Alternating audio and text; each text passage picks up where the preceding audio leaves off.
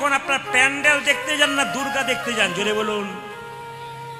সবচাইতে লজ্জার ব্যাপার কি বলুন তো, আপনাদের এদিকে হয় কিনা জানি না, আমাদের বিভিন্ন জায়গায় দেখেছি মাছের আঁশ দিয়ে এখন প্যান্ডেল তৈরি হচ্ছে। লজ্জা, খুব খুব লজ্জা। মাছের আঁশ দিয়ে, চায়ের কপটি দিয়ে প্যান্ডেল তৈরি হচ্ছে। খুব দুঃখের ব্যাপার। থিম হচ্ছে, হোক, থিম দরকার আছে, আলো রোশনা দরকার আছে, কিন্তু প্রত্যেকটা জিনিস যেন ভদ্রস্বরূপ হয়।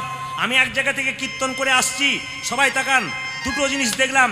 একটা জায়গায় দাঁড়িয়ে আছি, একজন অন্য ধর্মের মানুষ আমাকে বললো, প্রদীপবাবু আপনার তো কীর্তন আমরা শুনি, অন্য ধর্মের লোক হলো, কিন্তু আপনি বলুন কি দেখছেন? দেখতে পেলাম কি জানেন, এরা থিম করেছে কি, যে স্কুটির ওপরে শিব স্কুটি চালাচ্ছে আর মা দুর্গা তার পেছনে হাত দিয়ে বসে আছে।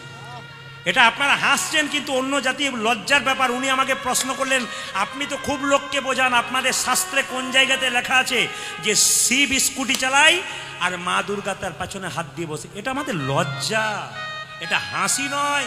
আমাদের ধিক্ষা দেওয়া উচিত। অন্য ধর্মের মানুষ ছিছি করছে, নির্লজ্জের মতো আমরা করে যাচ্ছি, আমরা বুঝি না। বাচ্চাদেরকে নিয়ে যাচ্ছি, দেখ কি সুন্দর থিম করেছে, থিম করতে গিয়ে যে আমাদের ধর্মটাকে নষ্ট করছি, এ বিচার কারো হচ্ছে না। বারবার বলবো, আমার কথাগুলো বিচার করবেন, আগামীতে প্যান্ডেল করবেন, ভদ্রতা থাকবে।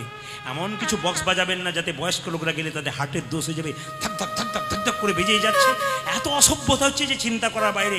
আর আমাদের মায়েরা দেখবেন এমনভাবে নৃত্য করে যে অন্য ধর্মের মানুষরা বলে কি। আচ্ছা বলুন তো মায়েরা, মা যখন বিসর্জন হচ্ছে সেই সময় বলুন তো, দেখবেন অনেকে নাচ, আবার কবে আর হবে তো, মদ খাচ্ছে, নাচছে, এতে বিসর্জন হচ্ছে না, বিষ অর্জন হচ্ছে। জানেন, বিসর্জন নয়, বিষ, বিষ অর্জন। আমরা বিসর্জন করতে গিয়ে বিষ খাচ্ছি, অন্যায় করে যাচ্ছি। আপনার মেয়ে বাপের বাড়ি থেকে শ্বশুর বাড়ি যাবে, নাচতে নাচতে জানতো ডিজে বাজি আমার মেয়েকে পাঠাচ্ছি শ্বশুর বাড়ি, তখন আপনি পাচ্ছেন না, জগৎজননী মাকে অপমান করছেন আপনারা। ধর্ম ধর্ম করে খুব লাফিয়ে লাফিয়ে বেড়াচ্ছেন। কিসের ধর্ম করছেন? সবরত অন্যায় করে বেড়াচ্ছেন। সঠিক পথের দিশা জানুন, সঠিক ধর্ম করবার চেষ্টা করুন, সনাতন ধর্মকে বাঁচানোর চেষ্টা করুন। এমন কিছু নোংরামো করবেন না যার জন্য আমাদের ধর্মটা নিচের দিকে চলে যায়। আচ্ছা, মা দুর্গার যখন পুজো হয় তখন আপনারা সরস্বতী পুজো করেন, কার্তিক পুজো করেন, লক্ষ্মী পুজো করেন, গণেশ পুজো করেন, কিন্তু একথা আপনারা কি কেউ জানেন যে অসুরকে কেন পুজো করব? অসুর তো শত্রু, নাকি বলছেন? অসুর তো মায়ের শত্রু, আমাদেরও শত্রু, তাহলে অসুরকে কেন পুজো করব? এ আপনাদের মনে প্রশ্ন জাগে না যে আমরা তো পুজো দেখতে যাব, অসুরটা কেন পুজো করতে যাব? ব্রাহ্মণ প্রশ্ন করবে না যে অসুরটা কেন পুজো করব? অসুরের কেন পুজো হয় সবাই শুনে রাখুন। অসুরের কেন পুজো হয়? মা দুর্গার সঙ্গে অসুরের যখন যুদ্ধ হচ্ছে, অসুর যখন পরাজিত হয়ে গেল, তখন কেঁদে কেঁদে মাকে বলছে, মা তোমার কাছে আমি পরাজিত হয়ে গেলাম গো, সারা জীবন আমি তোমাকে দুঃখ দিয়েছি, সুখ দি নাই, বারবার তোমাকে অপমান করেছি, আমার আসুরিক বল আস্তে আস্তে নষ্ট হয়ে গেল। এ পৃথিবীতে আসুরিক বল কারো থাকে না চিরকাল। এ সমাজে এমন মানুষ আছে দেখবেন আসুরিক বল আছে, হরিনাম শোনে না, হরিকথা শোনে না, লোককে নিন্দা করে। এই আসুরিক বল পৃথিবীতে কারো কোনোদিন বেশি থাকে না। ইতিহাস ঘেরে দেখুন, মুসলিনি, তারপর আপনার আরও বড় বড় যারা আছেন তাদের দেখবেন, কারো কিন্তু অসুরত্ব কোনোদিন থাকেনি। অসুরত্ব কিন্তু আস্তে আস্তে শেষ হয়ে গেছে। এই জন্য অসুরত্ব যাদের মধ্যে আছে ধীরে ধীরে কিন্তু সব নষ্ট হয়ে যাবে।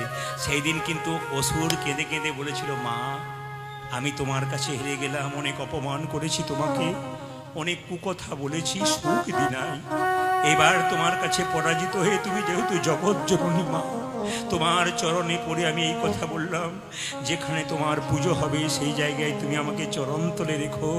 তোমার শরীরে যখন ব্রাহ্মণ পুষ্প ছুড়ে দেবে, সেই পুষ্প আমার অঙ্গে লাগলে আমি অন্তত একটু ধন্য হয়ে যাব।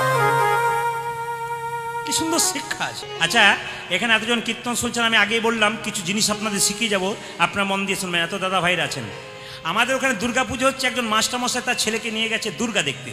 তো সঙ্গে সঙ্গে ছেলেটা জিজ্ঞেস করছে, বাবা কার্তিকের বাহন কি জানো? ময়ূর, কিন্তু গণেশের বাহন এইটুকু ইঁদুর কেন? বাবা তখন বলছে, চুপ কর, ওই জন্য তোকে আনি না, খালি প্রশ্ন করে, চল দেখে নি বাড়ি চল। মানে বাবাও জানে না, ছেলেকে জানতেও দিচ্ছে না। আসলে আমাদের হিন্দু ধর্মে এই ঘটনাটা ঘটে গেছে কেন বলুন তো? আপনি নিজেও জানবেন না, নিজের ছেলেকেও জানবার চেষ্টা করবেন না। আমাদের সমস্যা হচ্ছে কি বলুন তো, আপনার ছেলে কীর্তন শুনতে এলে বলবে, এখন থেকে কি পাকামো হচ্ছে নাকি, বুড়ো বয়সে করবি। অন্যান্য ধর্মে দেখুন তো, সব বাচ্চা থেকে কিন্তু সব যার যা ধর্ম তা করছে, কিন্তু সমস্ত অন্যান্য ধর্মের নাম করবো না। দেখুন আপনারা দেখতে পাবেন রাস্তাঘাটে সব জায়গাতে, কিন্তু আমাদের ধর্মের ছেলে মেয়ে কীর্তন শুনতে গেলেই বাবারে বলিস না, সাধু হয়ে যদি বাড়ি চলে যায় দরকার নয়, ইঞ্জিনিয়ার প্রফেসর ডাক্তার হবে, বৃদ্ধাশ্রমে থাকবো কোনো অসুবিধা নাই, তবু ছেলে যা হবে মানে এটা আমাদের হবে আর কি।